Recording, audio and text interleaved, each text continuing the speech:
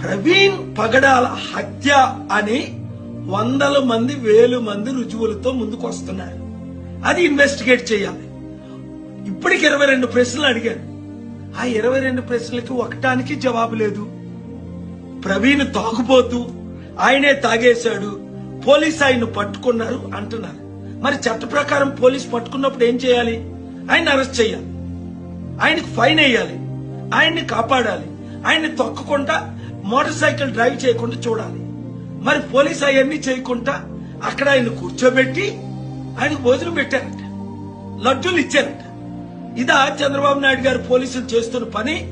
ఇప్పుడు ఆ పోలీసు గాని ఆయన అరెస్ట్ చేసి ఉంటే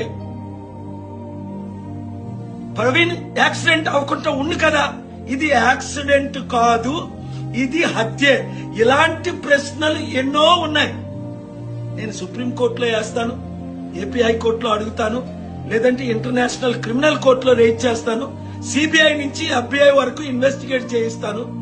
ఇవన్నీ నేను చెయ్యక ముందే సత్యం బయటకు వచ్చి ఆ పోలీస్ ఆఫీసర్ ఎవరు, అక్కడ ఉన్నది అది ప్రవీణే కాదు అని తన సొంత సిస్టర్, తోడబుట్టిన సిస్టర్, 25 సంవత్సరాలు కలిసి పెరిగిన సిస్టర్ చెప్తుంది.